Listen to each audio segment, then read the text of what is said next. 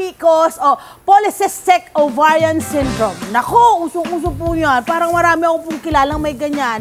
Ito lang naman po yung pangunahing dahilan ng infertility sa mga kababaihan sa bansa. Sa ngayon po, di ba sabi sa inyong aabot sa 4.5 million Pinay ang nakararanas nito. Kabilang ba kayo sa mga kababaihang meron nito? Kailangan nyo po makinig na mabuti at tumutok. Dahil alam nyo ba na bukod sa pagpapacheck up at gamot na inire-reseta sa atin ng mga OB-gynecologist, maaari rin makatulong ang tamang nutrisyon at dieta and exercise. Tama! Diyan po ituturo sa atin ngayon ang CEO, founder at coach ng isang fitness, nutrition at wellness company. Let's welcome Coach Lai Mijares! Good morning! Thank you so much, Ms. Love. So happy to be here. You're happy? Thank you so much, ha? Maaga kang gumising. Yes, Ayun, of course. nag-exercise ka ba bago pumunta rito? After nito. After nito, eto na. Unang-una, Coach Lai, ano ba yung PCOS? Bakit nagkakaroon yung mga babae nito? At gaano katindi yung ganitong klaseng kondisyon? Oo, so yung PCOS, yun yung Polycystic Ovarian Syndrome. So nanggagaling siya sa mga hormonal imbalances. Okay. So marami siyang possible na dahilan. So pwedeng sa genetics, actually pwede rin sa environment. At hindi alam to ng madami, pero pwede rin na nanggaling siya sa traumatic na childhood mo. Kasi pag high stress level ka, mas mataas yung chance na magkaroon ka ng PCOS paglaki mo.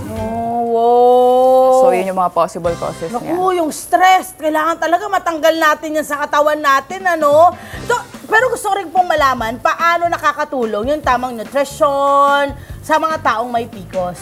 Oo, kasi di ba yung PCOS nga, meron kang hormonal imbalances. So yung tamang nutrition, tumutulong siya para ma-manage mo yung symptoms mo. Kasi sa ngayon, wala pa siyang pure na cure yung PCOS itself. Pero sa proper nutrition, yung ma-manage mo yung mababa yung energy mo, tapos yung irregular yung period mo. Actually, sa problema. Okay, anong mga nutrients, vitamins ang kailangan ng taong may PCOS o ng babaeng may PCOS? Oo, sige. So, some examples. Number one is yung may tinatawag tayong low glycemic index na mga food. So, ibig sabihin lang nun, mabagal i-absorb ng katawan yung pagkain. So, mas matagal ka bago ka magutom. Okay. So, example natin, itong whole wheat bread natin. Isa siyang complex carbohydrates na may low glycemic index. So, matagal bago siya ma-absorb ng katawan mo. At natutulungan niya rin na ma-stabilize yung blood sugar mo sa katawan. Okay. Pero hindi rin sinabi ni Coach Lai na kainin mo yung isang buong plastic, no? Hindi rin, portion control tayo. Lofa! Rin talaga, kailangan na in moderation. Oo, kasi isang problema rin yun ng mga taong may PCOS weight gain o kaya nahihirapan na pumayat. Ayan, okay. Ano pa po yung yung fruits, kailangan niya rin nila yon. May specific ba or meron kang specific fruits din na kailangang iwasan? Sa fruits naman, pipili ka lang ng fruits na mababa sa sugar. So kaya tayo may apple din dito actually kasi low sugar siya na source ng fruit na kailangan mo rin sa katawan. I think yung din yung mga strawberries, ganyan. Pwede rin yun. Oo, pwede. Maganda rin sa ganyan yung mga turmeric tsaka mga ginger. Ayan, correct. And isama nyo na yung mga carrots, saka yung cucumber. Pwede rin yun. Okay. Saka mga leafy vegetables. Yes. Number one ang leafy. So yun ang talagang kailangan natin. Okay. Ngayong umaga, swerte tayo. Dahil pakikita sa atin ni Coach Lai ang mga halimbawa ng pagkain dapat natin kainin. Eto na nga, naumpisahan na natin. Pero magpapakita rin siya na kung paano ito ipe-prepare. At paano natin ihahanda.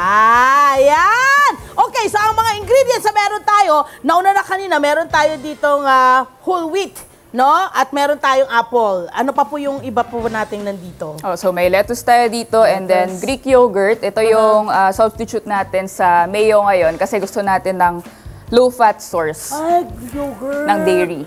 Greek yogurt. Okay. Tapos, so you have to actually, minsan Coach Lai, pwede mo rin tingnan yung yung parang nutrition dito, yung mga nanditong nakasulat, di ba? Very important nutrition yan. information. Makikita mo dyan yung mga carbs, yung mga sugar, even yung sodium, lahat nandyan. Yes, so at least magkakaroon kayo ng idea, alin lang yung kukunin ninyo. Okay, so may Greek yogurt tayo. Ano pa po ito? Lettuce, may sugar tayo and salt and then onion. Ito ay pepper. Pepper ba to? Ayan, pepper. Yes, pepper to. Okay. Talagang inamoy ko talaga. At syempre, meron tayong boiled eggs na hiniwa-hiwa na natin sa maliliit na piraso. Ayan. So, ang gagawin ngayon natin, Coach Lai, ay ano? Gagawa tayo ng egg sandwich with Greek yogurt. Ayun. So, ano pong unang ilalagay natin sa bowl? So, ito muna. Actually, madali lang to gawin kasi maraming nahihirapan na mag-prep ng mga food nila, di ba? Kaya parang intimidating na meal prep, lalo na pag may PCOS ka. So, yung mga easy prep na ingredients na ganito, ito 5 minutes preparation lang to eh. Sige, okay. Sige, lipat natin siya dito. Ang galing ko lang to. Ayan, pwede-prepare na ngayon. Okay. So, first, lalagay mo lang muna itong Greek yogurt. And available naman po yan sa mga groceries, no? Yung mga Greek yogurt na yan. Di na kayo mahihirapan dyan. Okay, nilagay na yung Greek yogurt sa bowl. Tapos, Next. itong eggs natin, so mga 6 pieces to ng eggs, lalagay mo lang din siya dito. So, i-mix mo lang din siya dyan. Okay. Yung ito bang ipe-prepare natin, Coach, pwede siyang magtagal na sa ref? Kasi ang dami niya. Di ba, pwede kayo lahat yan sa isang Actually, upuan. ito, 4 servings itong ginagawa natin ngayon. And then ito, nakat na yata. Nakat na rin So, yung ating half sibuyas. an onion Okay. to. So yan, pwede ba yan ng 2 araw pa? Ganun? Or kailangan talaga makain na agad yan? Hindi naman kailangan makain agad. So, kung 4 servings, pwede mo siyang snacks ng 4 days. O kung Yan! Oo. Okay, so pwede ilagay lang sa Oo, ref. sige. Lalo na to may Greek yogurt to. Okay, nilagay ko na yung ating hiniwa-hiwa, diced apples, and then lalagyan ko ba ng konting paminta? Yes, konting Yes, paminta konting lang. paminta lang. Ayan, mag-ano lang tayo ng konting paminta. And then yung sugar natin. Yung sugar, Gaano po karami ilalagay ko? konti lang. Konti Ito. lang din. Ayan. Ang nakalagay dito ay parang 180, ano to, teaspoon pa ba yung tawag doon? Oo, Basta 1 gram lang. Konti lang pala. Kasi nga, table sugar eh, no? So, Oo, may nililower natin mga yung iba pang sugar. alternatibo actually. Kung gusto nyo ng cocoa sugar, meron ng available. Meron din muscovado sugar kung gusto nyo. Depende or, sa... brown sugar din. Oo, Pwede brown rin kayo sugar ay mag-brown pwede. sugar. So, ito ay salt. Ayan, meron tayo ditong salt. Ayan, so hinalo-halo lang talaga. Oo, Alam kasi mo, para as it madali siyang is, i-prep. correct ito ha. Kasi itong ginagawa natin ay pwedeng palaman eh, no? Pero as it is, parang pwede na siyang kainin yung hinahalo mo ngayon na pinagsama-sama natin. Oo, lalo na kung ganda. naglilimit ka ng carbs mo, hindi mo naman siya kailangan i-sandwich na dalawa Uy, yung bread Parang mo. ang sarap ding dagdagan dito ng carrots sa celery sticks. Oo, pwede rin. Nice! And cucumber, pwede rin. So, ang lagay sarap tayo. magiging salad na. Okay, so ito na.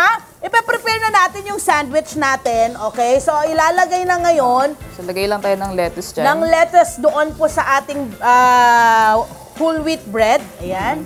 Lagay tayo ng lettuce. Tsaka ito, piling-pili talaga yung ingredients natin dito for picos iceberg eh. tong ginagamit natin, no? Ayan. Lalagay natin to. Ayan na. Nakikitulong na ako sa kanya kasi nararamdaman ko ako rin kakainin na kainin. Kunyari ka pa, love eh.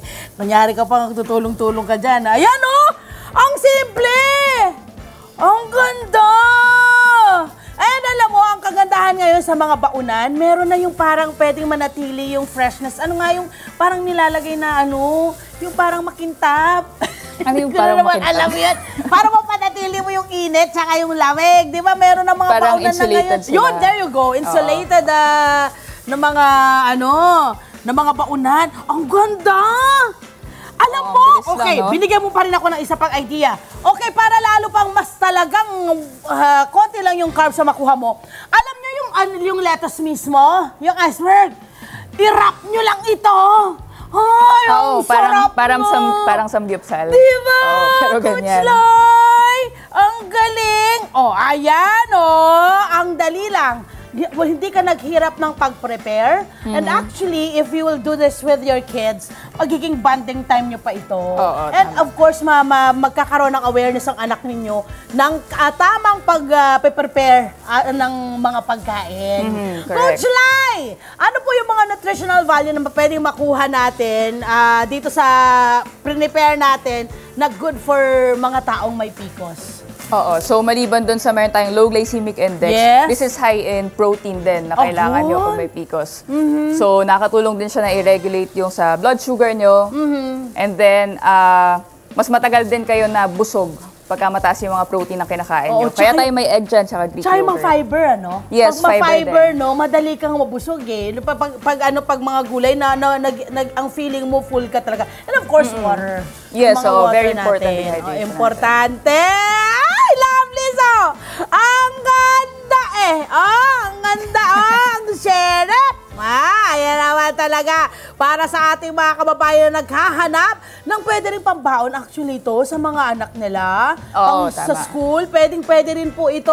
Of course, kailangan lang maayos yung pagka-prepare nito. Kasi ano to pag naarawan, pwedeng mapanis eh. Oo, Ha? so store tama- properly Correct! Lovely! Isa lamang po ito sa mga pagkain makakatulong sa inyong may mga pikos.